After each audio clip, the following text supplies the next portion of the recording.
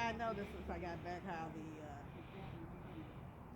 looks like all the initiatives to be taken in the city are stopped at the state. They don't live here. Right. And them passing more relaxed They gun in a laws was different the world. worst thing for Missouri. Yeah, Yeah. That was So, the I agree with that. so they should. since we can't do anything about that, we'll have to do creative things on Right, the local level. right. Yeah, we have to. Yeah, yeah. Okay, I'm sorry. I don't mean to cut you off, Miss Jones. I I want to ask you a question, and I don't want to be offensive. Mm, I'm not a progressive. I'm a moderate. mm, But the one thing that I want to ask is, when I listen to a lot of progressives speak, mm, they speak as if people have no accountability for what happens in their life. And it's always somebody else's fault. This is the thing that I get when I hear progressives speak. mm. And to me, that says you have no power. Right. And the only power that progressives seem to have is that you can vote. That's your only power. But I disagree with that, and I really like some clarification on that because I feel that people, yeah, a lot of things you say are true, but people have a lot of power. They have power in their families. Mm-hmm. That's the first thing. They have power in their neighbors. They have power in their neighborhood. Mm-hmm. They have power in their complacency in the crime epidemic. Mm-hmm. A lot of us have power because we just turn a blind eye to our friends, our neighbors, our relatives Right. that engage in illegal activity. And so nobody ever says anything about having the power that you have to make things better within your neighborhood, within your community.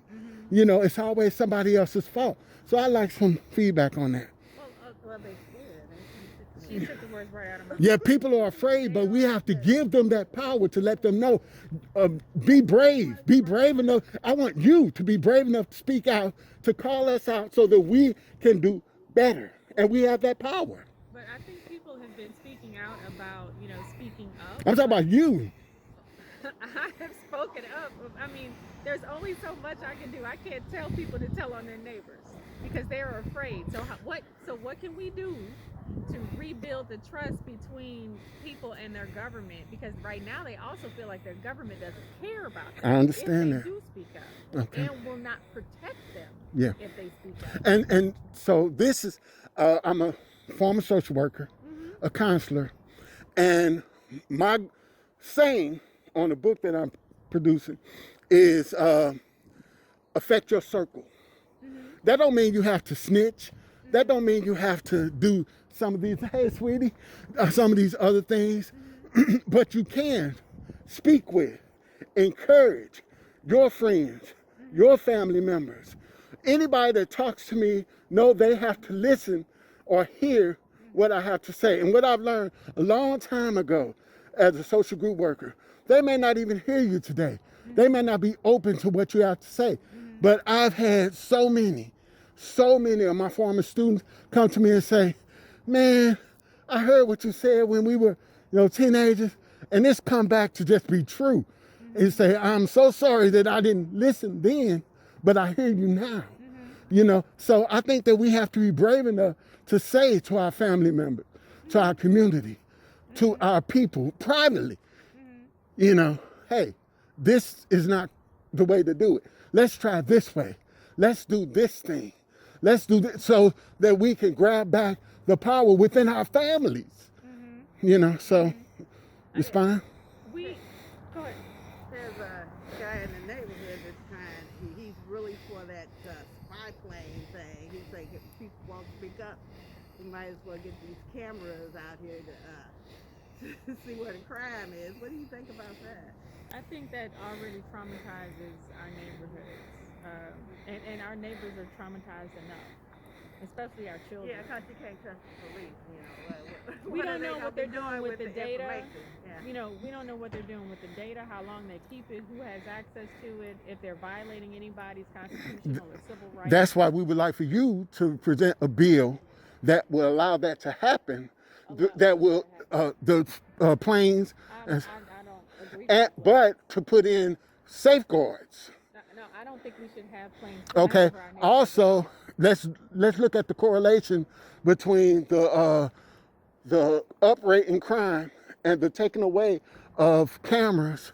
Period. I don't think those aren't related. That We had I an say they uptick in are. crime- We had an uptick in crime when people started being unemployed because of the pandemic. That's also true. Right, I'm not disagreeing with what you're 'Cause saying. In my opinion, the root cause of crime is poverty. And so how do we fix poverty where people are able to make jobs with living wages to take care of themselves and their families where they won't look to a life of crime?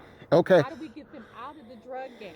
How do we get them out of gangs? And how do we provide opportunities? Because when people leave North St. Louis, because 20,000 African Americans have left this city in the last 10 years, what does that say to you? That there's no opportunity here.